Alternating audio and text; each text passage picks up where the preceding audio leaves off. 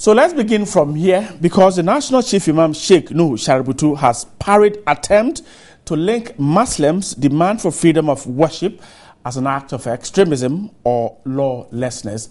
According to the Chief Imam, Muslims in Ghana are only insisting on their constitutional rights, which they believe are directly affected by what they see as clear and deliberate violations of religious freedom guaranteed by the Constitution. At 11 p.m., Muslims desire to confrontation whatsoever with any religious or any other group for that matter. The statement follows allegations that some Muslim pupils in mission schools have been compelled to attend churches against their will and will be waiting for their faith. Now, according to government, government has since condemned such acts and will ensure that act that threaten to sanction social heads, but some Christian groups, including the Christian Council, have reacted angrily to government posture. The 11-point statement by the chairman also urged persons adversely affected by the Christian Council and Charismatic Bishops' Conference to take on the raging issue to remain calm. Now, according to the Chief Imam, Muslims in Ghana are only interested on their constitutional rights, which they believe are directly affected by what they see as clear and deliberate violations of their religious freedom guaranteed by the Constitution.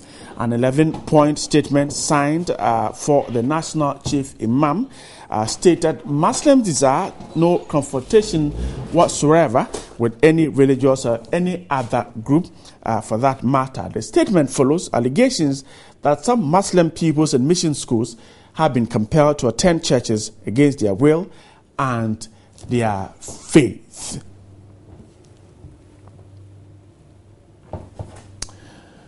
Well, so the issue of religion and education are really making headlines in the media, and very soon we'll be speaking to some experts on this particular issue.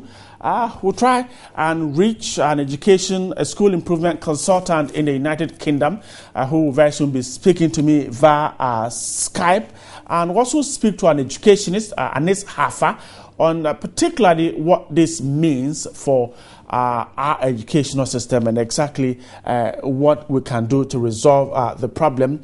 A school improvement consultant in the United Kingdom, Jedi Pabifiu, is joining me via Skype from the United Kingdom. Jedi, if you can hear me, grateful to have you to speak to us tonight.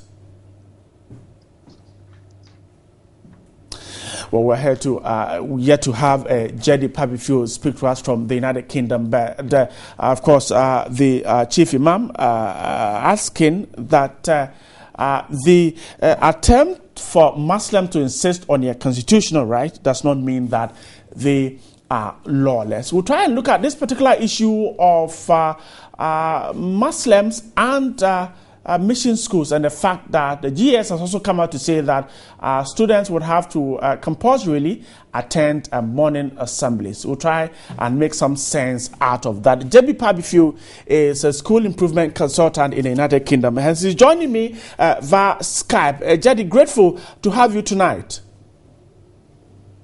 Hello, Jedi. Hello, hi, good evening. Good evening, Jedi. If you can hear me. Hi, good evening. Can you hear me clearly now? No, I can hear you, but there's a lot of interference, but I can still hear you. Well, right.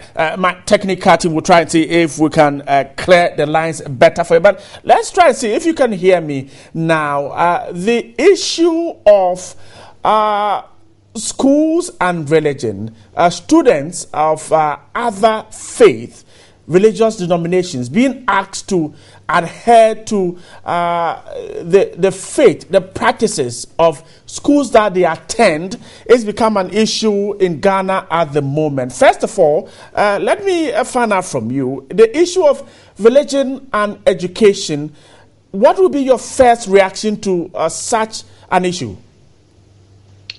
I didn't hear the last part of your question, but what I gather from what you're asking me is if you want to, I think you want to find out if whether religion should be adhered to in school. Let's go ahead with that. Let's begin from there. Hello, Jadi. Hello. Let's begin from there. Adherence to religious practices in schools. What should be the situation? Come again. I'm struggling to hear. Jadi Pabifio is really struggling to hear us from the United Kingdom. He is a school improvement consultant from the United Kingdom. Jadi Pabifio. We'll try and see if we can correct the phone lines and speak to him. But let's try and see if we can also speak to Anis Hafa, an educationist, as far as the issue that is running on the media is concerned.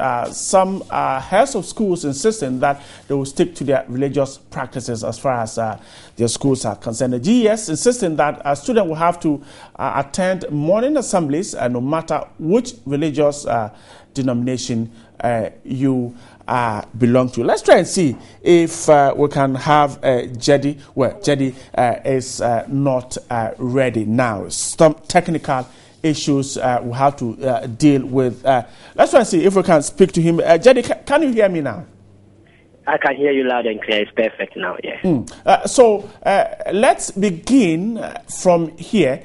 The issue has been raging. The president said that the constitution would need to be upheld. GES said students will have to attend morning assemblies no matter their religious faith or beliefs. Now, the issue of religion and education, really, what can we say about it?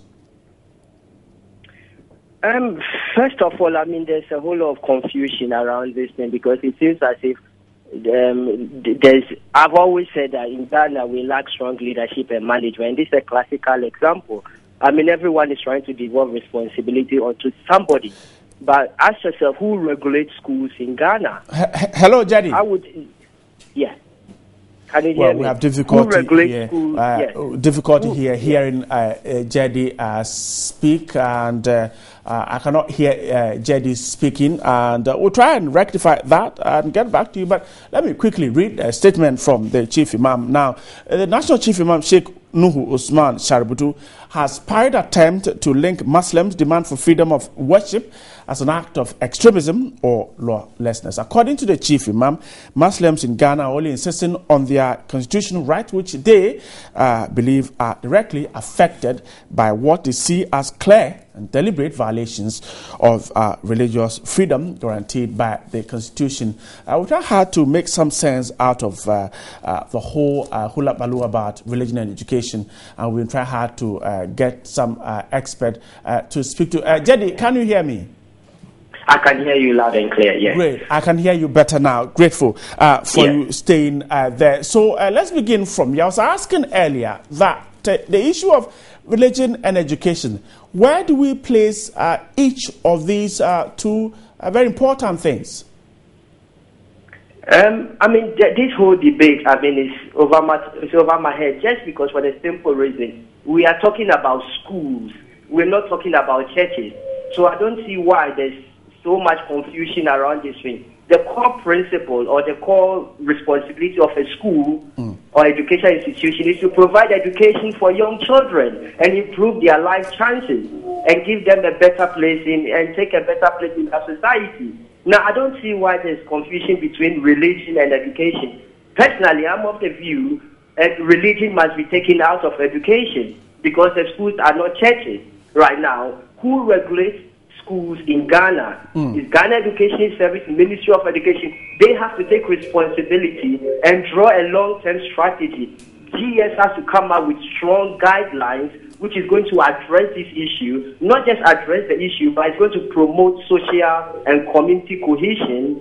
It's got to be inclusive. These guidelines must embrace cultural diversity and religious diversity. What I know about religion is that religion unifies rather than divides. Now, if we're not careful in Ghana, what's going to happen is that we're going to create a social segregation where there's going to be a big divide. Right. So, yes.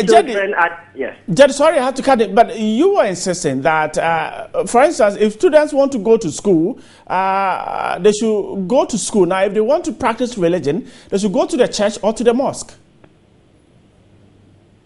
Absolutely. I mean, that's why I'm of the view that GES has to make their position very clear. Now, I used to work in a Catholic school, and we had no problems whatsoever. We had Muslims in the school, and there was nothing like that. Although we do go to the chapel, they were there. They never knelt down. They never did anything. They were just there. It doesn't mean that they were practicing Catholic religion. I'm not a Catholic, but I was teaching in that school.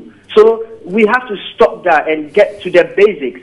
Our education standards in Ghana are falling, and if we're going to dwell on things like this, we're never going to catch up with the rest of the world, and it's a big problem. I think this issue should not be, it's a no-brainer. GES regulates schools. Schools have to be given guidelines such that they have to be told, you cannot have these practices going on. Schools have to be open to accept all faith and religion. If you go to work, any workplace of life, you have a whole diverse range of religion, all people working together. So why can't we have the same thing in our schools?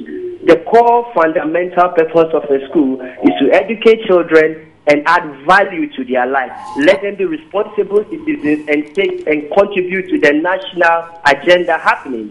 Jedi, must do. Jedi, what would you make of the fact, for instance, that the Catholic Bishops' Conference has issued a stern warning to its heads of Catholic-affiliated schools, asking them that they should stick to Catholic practices on the various campuses of schools that they handle? What do you make of that?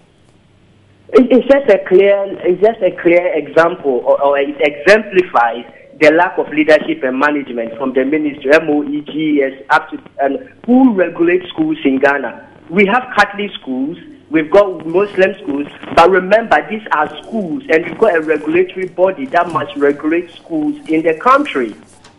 You cannot have such practices going on in the UK here. The MOE or Inspectorate Board have the powers to close or shut down the school. Right. If we're not careful in Ghana, we're going to head to an area where we'll be breeding people for radicalization, and it's going to cause problem. It's going to cause problem for us in the future. Whatever decision GES take now, they must take into account the long-term effect of such a thing. Okay. And other than that, we're going to run into big, massive problems. All right. GES has autonomy. MOE has autonomy over all the schools in Ghana. So Catholic education, whatever, should not be dictating to GES. It should not be that way. Okay, Jedi, you can stay on You can stay on the line for me. Let me try and also reach Anis Hafa.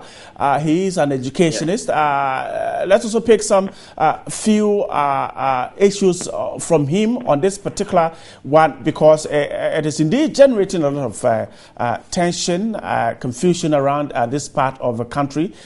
Some mission schools are asking that their various schools stick to religious practices. Anis Hafa is an educationist. He just joined me on phone. Grateful to have you tonight. Good evening. How are you? I am great. I hope you're fine too. I'm fine. Thank you. So let's begin from here. Students going to school, where should the concern be? Their religious faith or their desire to acquire education? Well, that's a good question.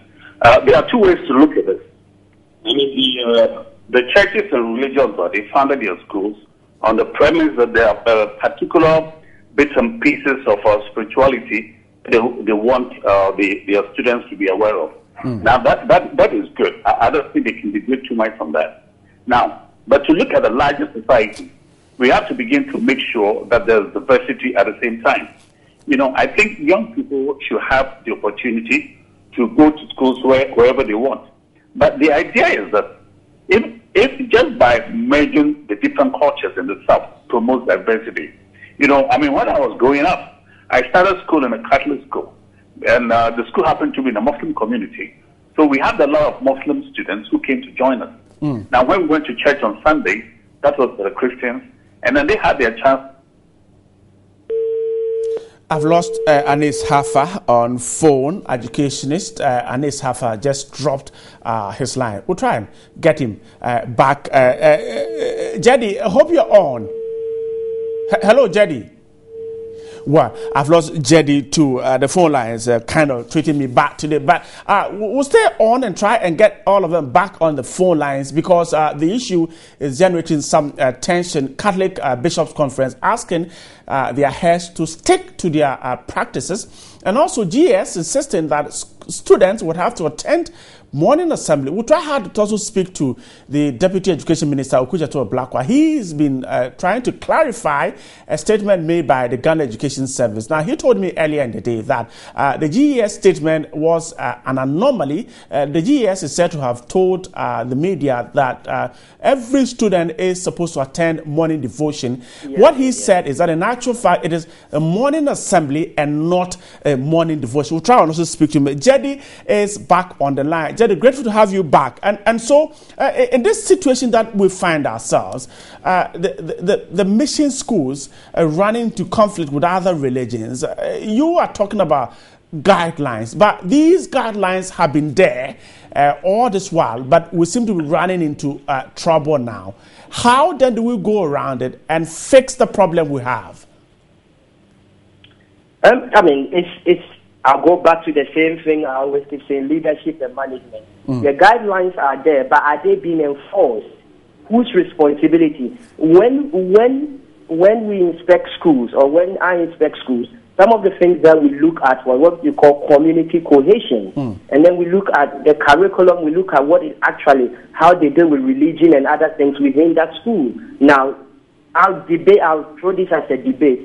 Find out what exactly National Inspectorate Board in Ghana, what do they inspect when they go to our schools in Ghana? Because if they are doing their work properly, some of these things will be highlighted already. We don't need one school in Takoradi or somewhere to come up with those things saying, they are being forced to go to the mosque. So we have to look at the way we inspect schools in Ghana. There are certain basic things that we inspect. Apart from teaching and learning, you look at behavior. Another area you look at is community cohesion. How are all the various diverse groups within the school? How are they being, treated? How are they getting on well? And so on and so forth. So, I mean, the guidelines are there, but it's not being, managed or used effectively or inspected. All right. Jedi, stay on. Let me go back to Anis Hafa. He's also back on the phone, and he's grateful.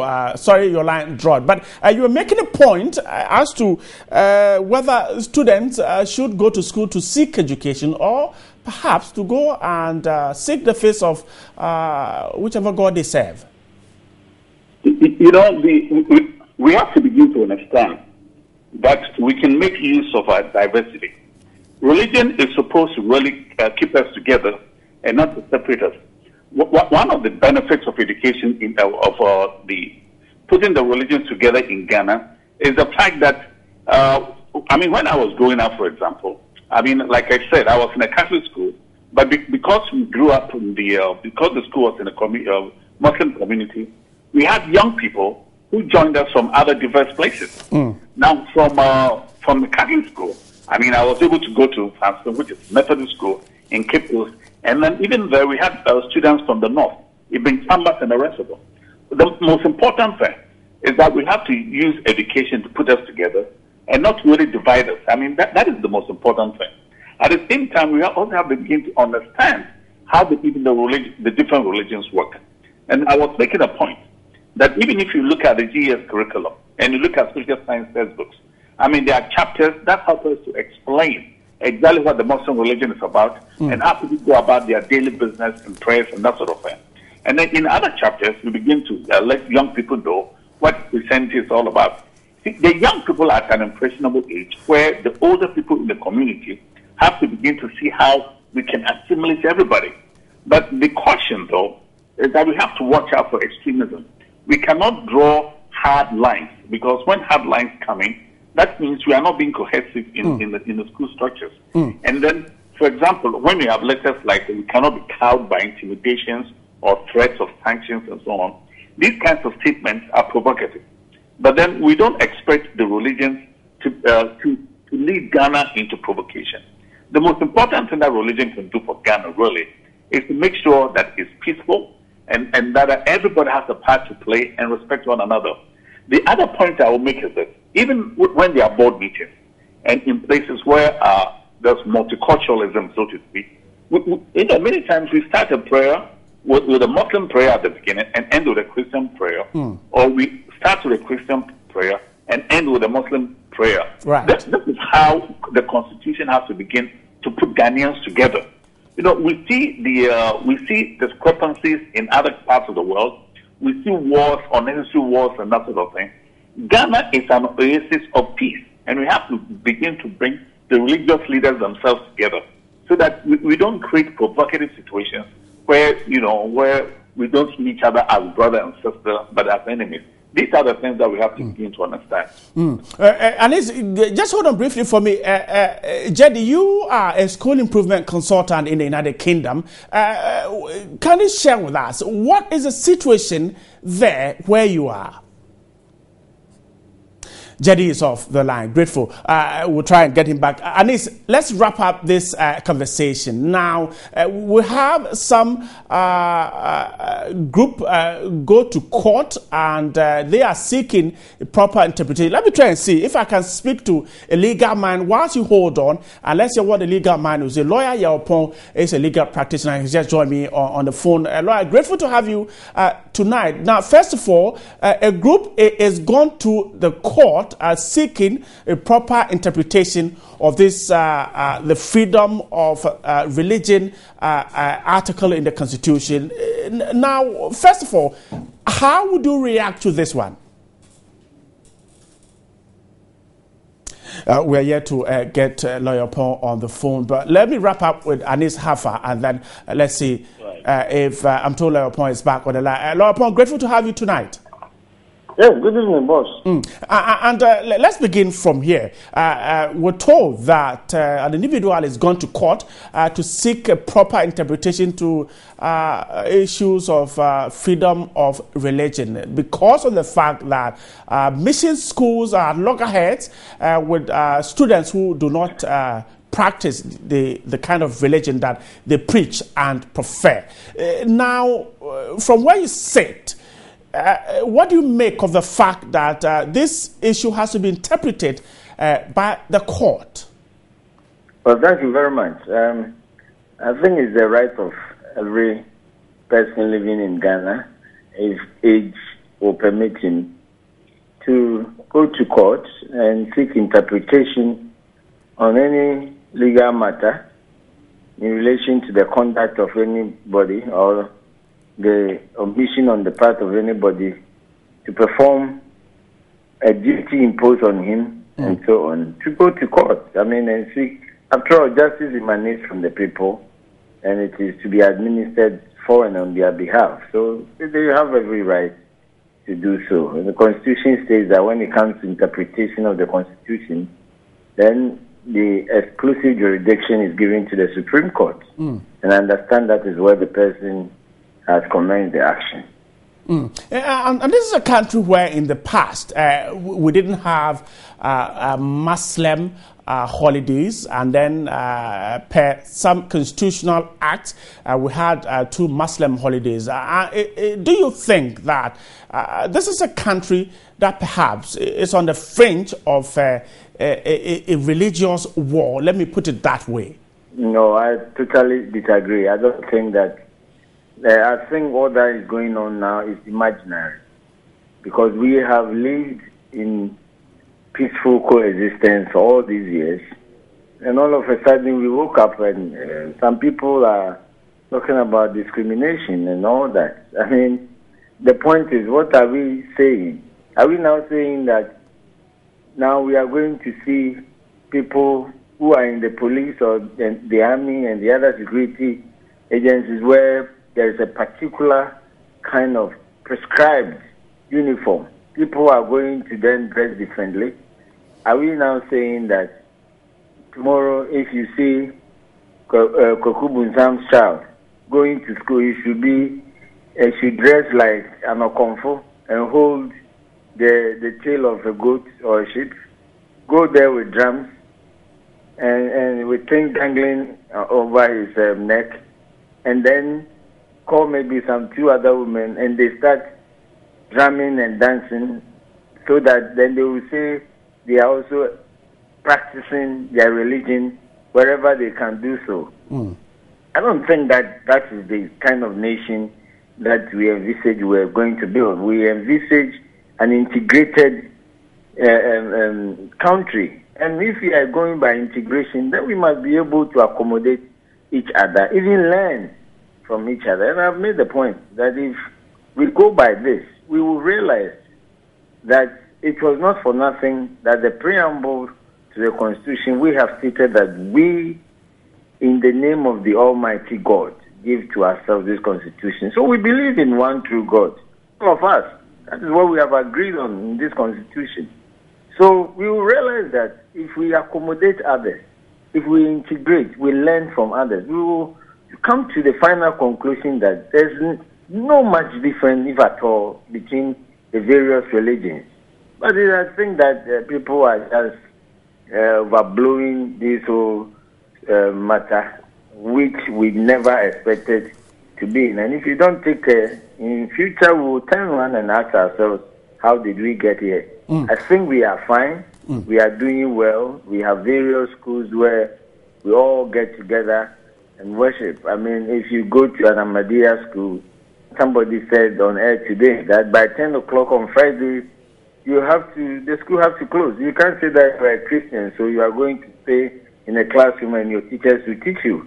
And the same thing applies to other schools. But unfortunately, people are just turning this as if it is just, if you are not for us, you are against us, or you hate us. I think we should be very careful. Right. Let's wrap up this conversation. Now, if the Supreme Court should make a ruling, you think that it is going to end this whole brouhaha about education, religion, and how people want to practice their faith wherever they find themselves? Well, I think it will not even be just about... Hello, Leopon. Can you hear me? Go ahead. I can hear you. How many of us can even allow our children to go and marry persons who subscribe to a different faith? How many of us will allow our adult children to just leave the religion we are familiar with to go into any other, to subscribe to any other religion in our own homes? So these things are there. So sometimes when you turn around and come out openly to proclaim as if you are so tolerant, just ask yourself, go into your own closet and ask yourself whether or not you are that tolerant when it comes to religion. We must just tolerate each other. We must understand that it doesn't matter what the Supreme Court says, it doesn't matter what any other court says. If we ourselves are not convinced that there is only one true God and it is only the medium of worship which we may differ, then we will have serious problems. It doesn't matter even if a court in heaven sits to rule on any matter that relates to religion. Grateful. Yaupon is a legal practitioner there talking to me about, and I had Anis Hafa on the line. He's dropped the line, but grateful. Jedi Pabifio, school improvement consultant from the United Kingdom, joined us on phone. Anis Hafa, educationist, was also made some points, and Yaupon, a legal practitioner, the last one I spoke to on this particular. If you missed this one, you can go to tv3network.com and you can access the big one.